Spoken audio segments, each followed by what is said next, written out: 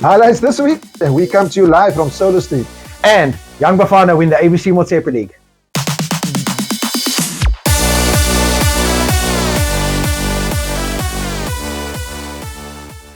Hi guys, welcome back. Yes, as we said, we're live, but we're almost live. Obviously, it's Andrew. It's now Wednesday. Yep.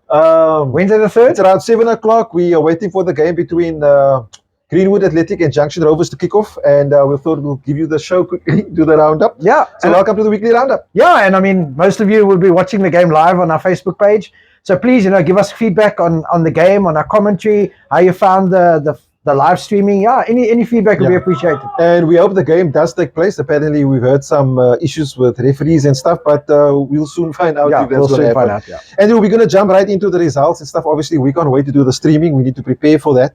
So a lot of action this week. Yeah.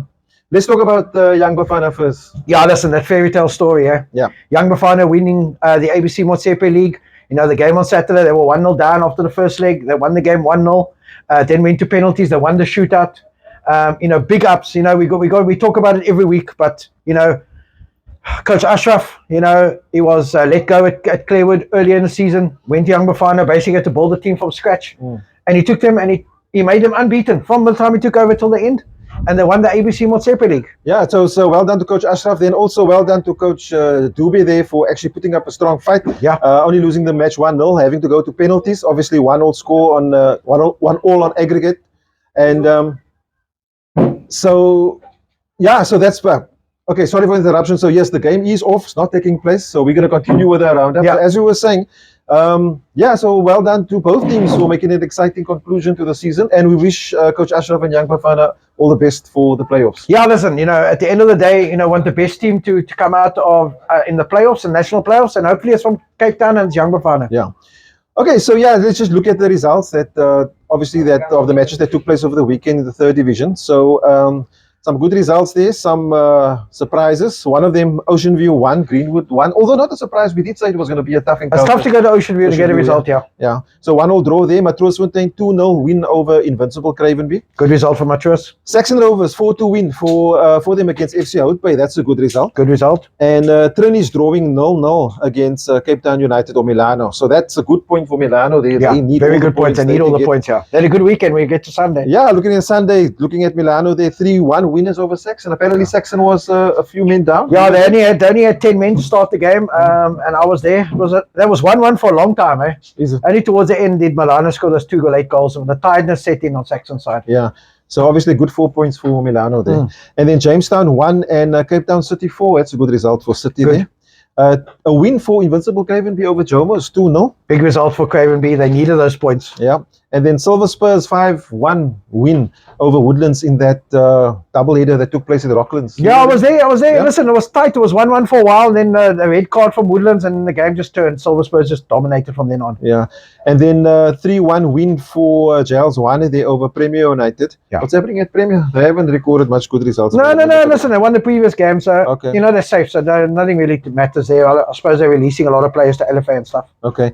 And then match that took place on Tuesday, Vasco 0 and Trinis 1. That's a good win. Good away win for Trinis. Basically almost puts Vasco out of it now. Yeah. So obviously I suppose the big disappointment tonight is the match not actually taking place here at Solar Street between Junction Rovers and Greenwood. So the stories we've heard is that I suppose we might as well say it. So it's the referee, the appointed referee, whoever he was basically had received death threats. Yeah, I believe so, yeah. Yeah. So that's the story there. So obviously the ref didn't turn up, so no match taking place there. But looking at the log here, sad first of all for Cape Town football, but this is the beast we're living with at the moment.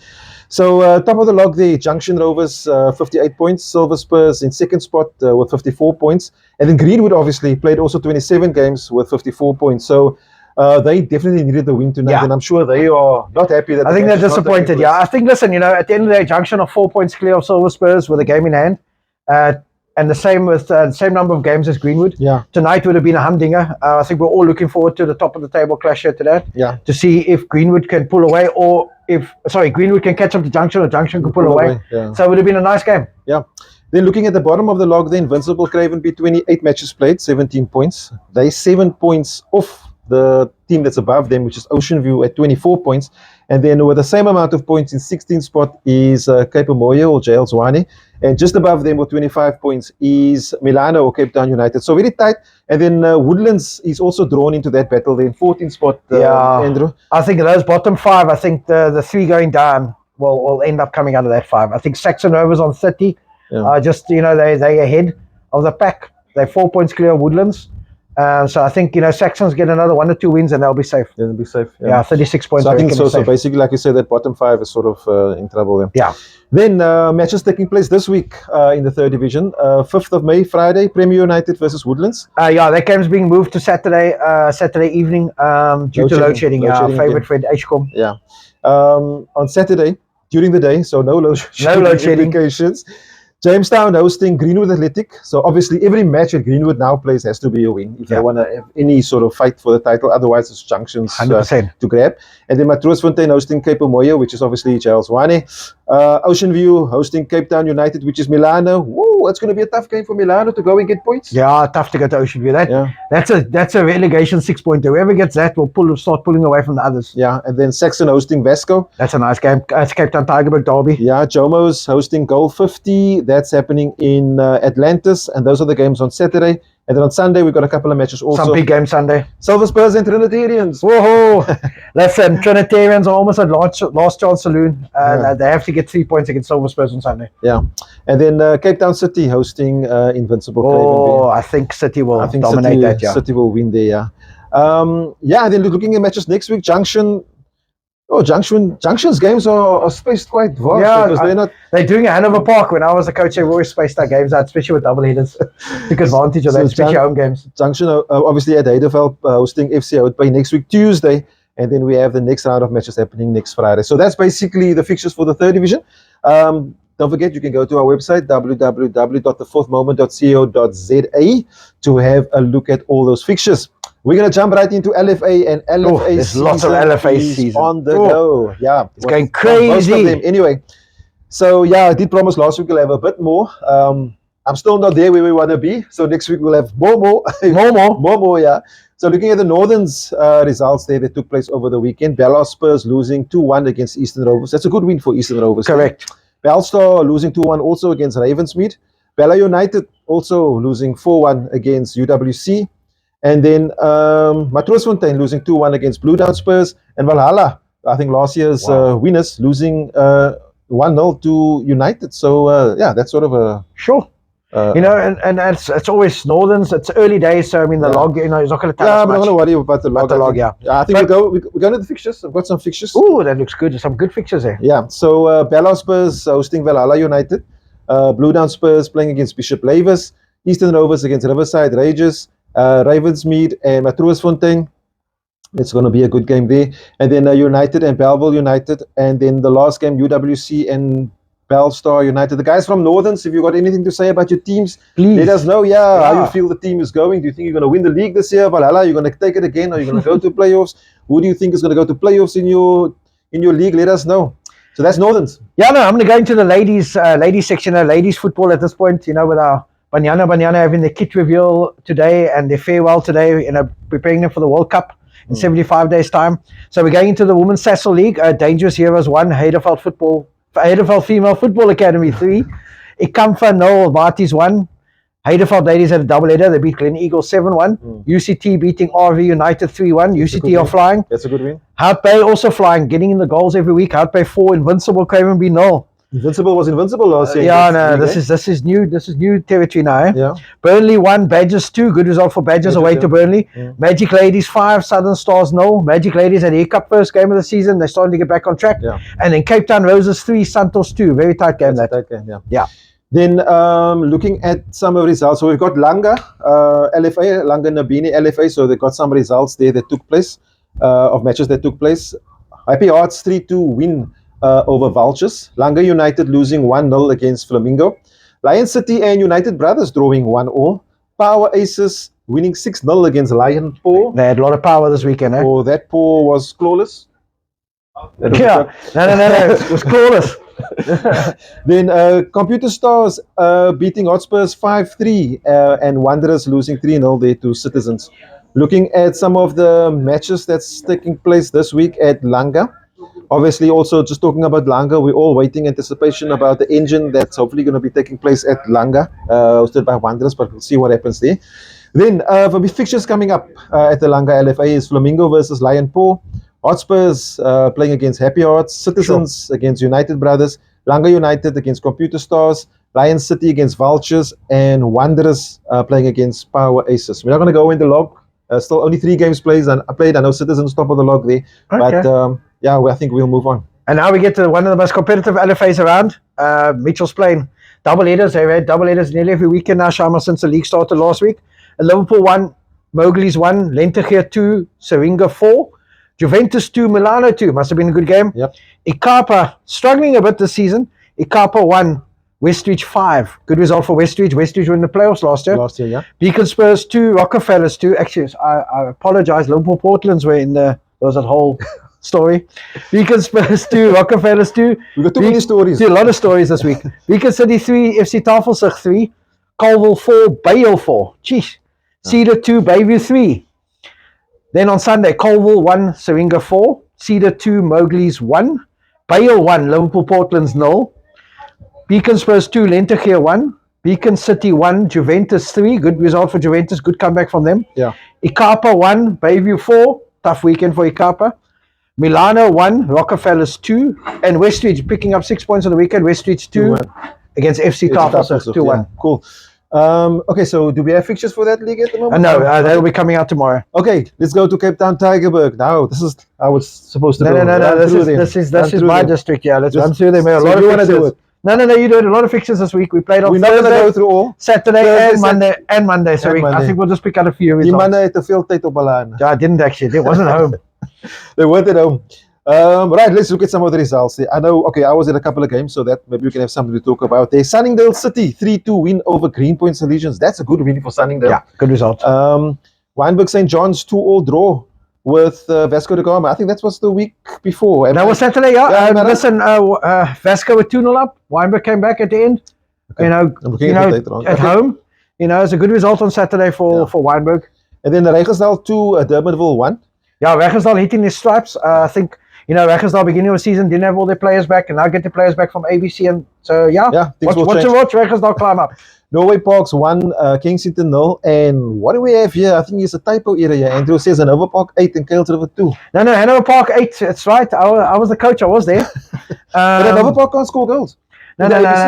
We can't score in the ABC. We couldn't score on Monday night, in our Monday game either. But no, listen, at the end of the day, it was we took our chances. It was 2-2 with about 10 minutes before halftime. Okay. And then we just opened the floodgates second half. I think, I'm not going to go through all the games, guys. I think 1-0 win for Edgemead against Stapleview. Okay, I was at that game. Let's talk about that. Yes. So obviously Edgemead, the team to beat. I think the previous results were 7-0, 6-0, 7-0. So I think from all accounts, from what I saw, it was probably the first real game that they had. Looking at sort of, how the guys were stressing and the pressure, and obviously when the final whistle went, the relief on Edgemead. So good game there against Stapleview and Edgemead getting the goal early in the first half. So Edgemead stay unbeaten, winning all their games. Yeah, and it was all Edgemead. Second half it was a different story though. So yeah, are we going to look at some of Monday's results? Yeah, Monday's interesting results there. Okay, so Durbanville 0, FN Rangers 1. Good result. Garden Village 0, Wynberg St. John's 4. Good win for Wynberg St. John's.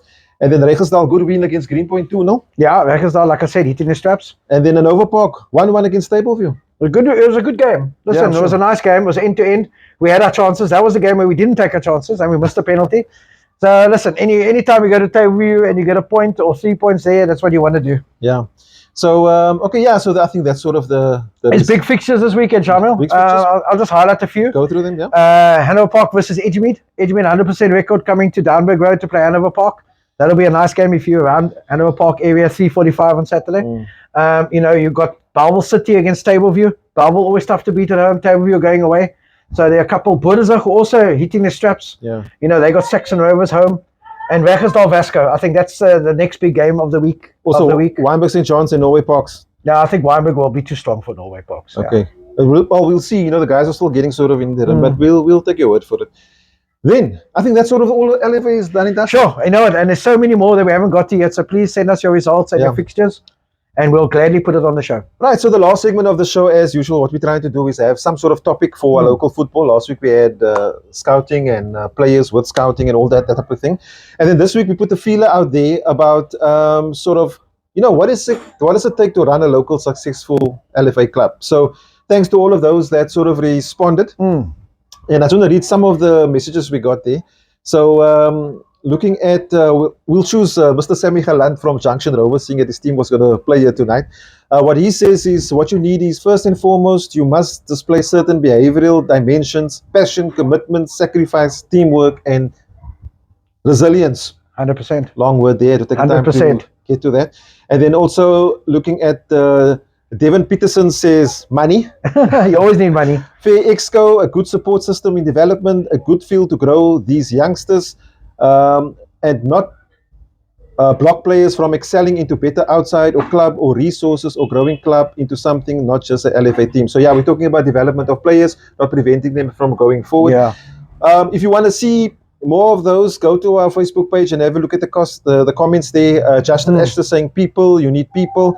But I think the sentiment through all of them is sort of the same. Firstly, you need to have a good sound constitution. 100%. You need to have people that's willing to put in the work, put in the hours. And then obviously, I think it helps if you're based in the community and you have the support of the community. And obviously, people that's willing to do the work. And obviously, most importantly, players that are looking for an environment to grow, and you provide that environment to grow. Yeah. Andrew, anything you want to add? Yeah, I think we just got to take the example of Seaside Spurs last year. They were formed in January. In the semi-final of the Coke, winning the LFA, going through the playoffs, getting into the regional third division. So if you have an ambition to start a football club, first and foremost, my advice to you is not going to be easy. Yeah. Surround yourself with like-minded people, people who you can work with, people who have the same passion and drive and commitment as you do. The important things from a statutory point of view is have a constitution in place, get onto an LFA, your local LFA, get involved in an LFA that has the same sort of morals, ethics, and ambition as you have, and give the people in your community the platform to play football. That's the most important thing I think about it. Yeah. I think you also need a field. If you're going to hire a field or borrow a field or whatever you're going to do with a field, have that in place. I think you need to have the structure and you need to have the facilities and the infrastructure in place to build your club.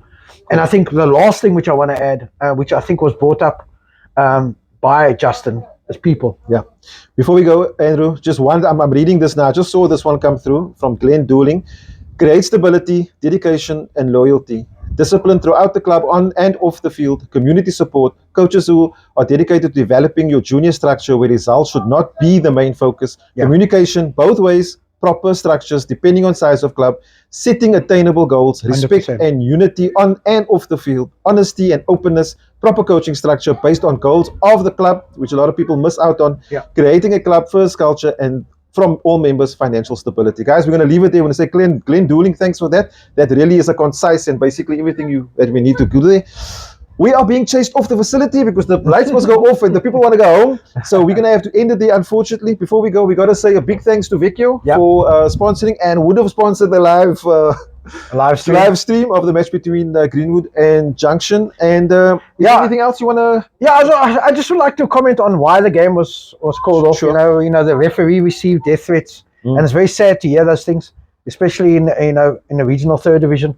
Sometimes you hear about these things happening in professional level or PSL or whatever, but people, it's a football game at the end of the day. Yeah. It's at the end of the day, football is something of enjoyment and it's a passion of people. And think of the players who now can't play. Think of that poor referee that is stressed out that him or his family might get harmed. Sometimes we need to sit back and remember that it's a sport at the end of the day. It's supposed to be fun. It's just a game. And yes, we all worry about results and we all want to win and everybody wants to win trophies. But it's not just about the trophies. We also got to think about the people involved. Yeah. And just lastly, we want to say, and it's unfortunate we have to talk about these things. So you'll notice all the LFAs are going. Cape District hasn't gone yet. Obviously, we know about the suspension of the 2 members. That suspension has also basically stopped CDFA from operating their normal business in terms of actually arranging fixtures and getting together as a union. So we want to say our support is with you. We wish you everything of the best, and we hope whatever that you overcome whatever is transpired. We heard that they are going to be, the DC is going to be next week, so hopefully the case will be heard and they have a chance to sort of plead the case. And because at the end of the day, the guys that are really being affected is not the executive, it's not the 2 guys that were suspended, it's actually the players from all 30 clubs at Cape District, the junior players from under 6 right through to senior that can't play on a Saturday. And that's the sad part of it. So yeah, hopefully our football can come right. I hope so. And, I hope so. It's a yeah, sad no- day. It's a sad day for football today, to be honest. Hopefully we can bring you more from that saga. Yeah, we look forward to that. And before we really get chucked out, I want to say thanks and we'll see you next time. Cheers. Bye.